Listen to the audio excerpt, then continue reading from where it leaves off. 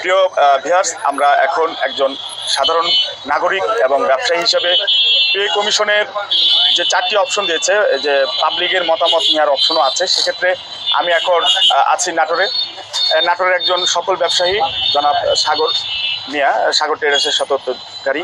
আমরা তার কাছে শুনবো যে আজকে সরকারি চাকরিজীবীদের বেতন ভাতা নিয়ে যে আলোচনা চলছে, 4টি প্রশ্নের একটি প্রশ্ন হলো পাবলিকের মতামত দেওয়া হবে পে কমিশনে। সেক্ষেত্রে আমরা আজকে নাটোরের বিশিষ্ট ব্যবসায়ী সাগর আহমেদের কাছে জানতে চাই। জনাব সাগর আহমেদ, আপনাকে অসংখ্য ধন্যবাদ গভর্নমেন্ট ইনফ্লো আপডেট নিউজের পক্ষ থেকে। আপনার কাছে আমরা জানতে চাবো যে আমাদের পে কমিশনের 4টি অপশন রেখেছে: সরকারি চাকরিজীবীদের মতামত, বেসরকারি চাকরিজীবীদের মতামত এবং পাবলিকের মতামত। সেক্ষেত্রে আপনি বলবেন কি যে সরকারি চাকরিজীবীদের যদি বেতন ভাতা বাড়ানো হয়, সেক্ষেত্রে আপনার এটা নিয়ে আপনার মন্তব্য? ধন্যবাদ আশরাফুল ভাই, আপনাকে আমার সাক্ষাৎকার নেওয়ার জন্য। আসলে সরকারি চাকরিজীবীদের বেতন অবশ্যই বাড়ানো উচিত, কারণ অনেকগুলো আছে। যেরকম আমার অনেক বন্ধু বান্ধব চাকরি করে সরকারি, আমরা আগে মনে করতাম সরকারি চাকরিজীবী মানে সোনার হরিণ। যেরকম আমরা ক্ষুদ্র ব্যবসায়ী হিসেবে অনেকের মেয়ে আমাদের কাছে বিয়ে দিতে যেত না, সরকারি চাকরিজীবী দেখতো যে সরকারি চাকরিজীবী মানে সোনার হরিণ। এখন আমার অনেক বন্ধু বান্ধব বড় ভাই কাছের সরকারি চাকরি করে, মাস শেষে তাদের সংসারে নিয়ে টানাটানি আসে ধান নিতে। অনেকে ধান নিয়ে আজ পর্যন্ত ফেরতই দিতে পারেনি, আমার সামনেও আসে না, যুদ্ধে ঘোরাঘুরি করে। অনেক বন্ধু বান্ধব আছে, দোস্ত আজকে 25 তারিখ, আজকে 27 তারিখ, মাসের শেষ, কিছু টাকার দরকার, তাহলে তো অবশ্যই বেতন বাড়ানো উচিত। আমরা যে কোনো কিছু সুযোগ সুবিধা গ্রহণ করি কিসে থেকে? সরকারি চাকরিজীবীদের মাধ্যমে। একটা মন্ত্রণালয়ে বসে থাকে সরকারি চাকরিজীবী, আমরা তো জানি না। দেশের সুযোগ সুবিধা দেশ নিয়ে ভাবা, আমাদের নিয়ে ভাবা সরকারি চাকরিজীবীদেরই তো কর্ম। এনার বাসায় যদি চাউল ডাউল না থাকে, এনার বাচ্চার যদি টিউশন খরচের টাকাটা ওনার পকেটে না থাকে, তাহলে উনি পরিবার নিয়ে চিন্তা করবে, ভাববে না দেশ নিয়ে ভাববে? দেশ নিয়ে জনগণ নিয়ে ভাবতে হলে তো তার বাসায় চাউল ডাল খোরাক, তার বাচ্চার পড়ালেখার টিউশনের খরচ, এটা তার মজুদ থাকতে হবে, কারণ তার তো ইনকাম নেই। আমাদের ব্যবসায়ী আমাদের চাইলে 3টা 4টা 5টা ব্যবসা করতে পারি, কিন্তু সরকারি চাকরিজীবী চাইলে তো 2টা চাকরি করতে পারে না। তার কর্মজীবনে একটাই উপায় চাকরি, তো ওইটার উপরে নির্ভরশীল। তাহলে ওইটা যদি তার খোরাকটা ঠিক মতন সরকার জনগণ না দিতে পারে, তাহলে তো তার পক্ষে আমাদের ভালো কিছু দেওয়া, সমাজকে কিছু দেওয়া সম্ভব না। আমার মাথায় যদি টেনশন থাকে যে আমার সকালের খাবার আছে, বিকালের নাই, কার কাছে ধান নিব, মুদি দোকানদার দিচ্ছে না, গেল মাসের কাকা ডিউ আছে, তাহলে আমি সংসার নিয়ে ভাববো না জনগণ নিয়ে ভাববো? এই বিষয়টা আসলে সরকারিজীবীদের বাড়াইলে জনগণের অনেকে যারা কম বুঝে, তাদের মাথায় অনেক টেনশন আসে, আরে সরকারি চাকরি বেতনই বাড়াইতে আছে। আসলে বাজার করে খাইলে বোঝা যায় যে দ্রব্যমূল্যের দাম কিভাবে বৃদ্ধি পাইছে।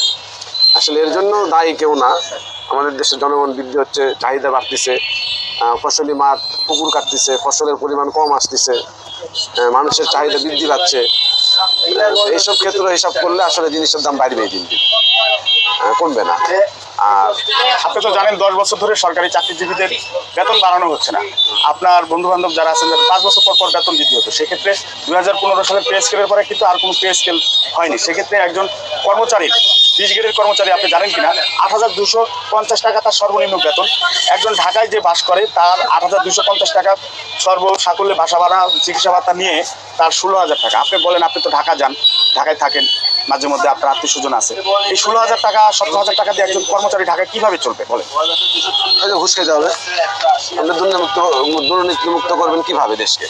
আপনি আমার চাহিদা 30,000 টাকা, আপনি যদি আমাকে 15,000 টাকা দেন, তাহলে ভাবতে 15,000 টাকা আমার চুরি করা লাগবে, নাহলে আমার ঘুষ খাওয়া লাগবে, আপনার থেকে অবৈধভাবে ইনকাম করা লাগবে, তাছাড়া কীভাবে চলবে? আল্লাহ জানি সরকারি 4র্থ শ্রেণীর কর্মচারীদের কোনোদিন কোনো অসুখ বিসুখ না, এদের ট্রিটমেন্ট করার টাকাই থাকবে না। 1500 টাকার চিকিৎসা ভাতা, এটা কি হয়? 1500 টাকা আপনি একটা ওষুধ কিনতে যান, একটা প্রেসক্রিপশনে একটা ভালো ডাক্তার দেখাতে গেলে আপনার 1000 টাকা ভিজিট লাগে, 800 টাকা ভিজিট লাগে।